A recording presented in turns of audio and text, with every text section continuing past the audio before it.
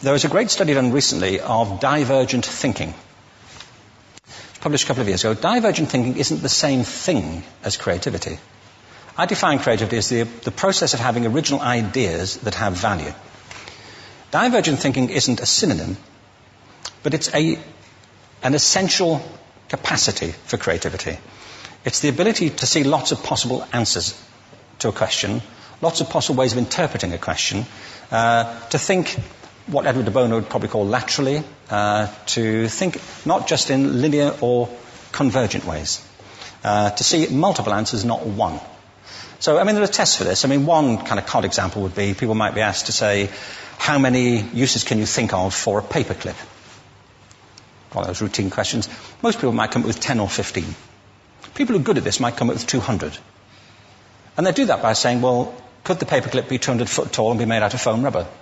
Does it have to be a paperclip as we know it, Jim? Now, there are tests for this, and they gave them to 1,500 people. This is in a book called Breakpoint and Beyond. And on the protocol of the test, if you scored above a certain level, you'd be considered to be a genius at divergent thinking. Okay?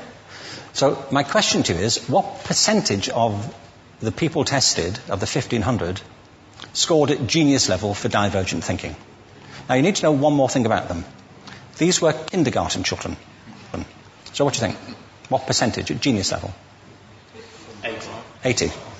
80, okay. 98%. Now, the thing about this was it was a longitudinal study. So they retested the same children 5 years later, ages of 8 to 10. What do you think? 50? They retested them again 5 years later, ages 13 to 15. You can see a trend here, can't you? Now, this tells an interesting story, because you could have imagined it going the other way, couldn't you? You start off not being very good, but you get better as you get older. But this shows two things. One is we all have this capacity, and two, it mostly deteriorates. Now, a lot of things have happened to these kids as they've grown up. A lot. But one of the most important things that happened to them, I'm convinced, is that by now they've become educated. They've spent 10 years at school being told there's one answer, it's at the back. And don't look. And don't copy, because that's cheating.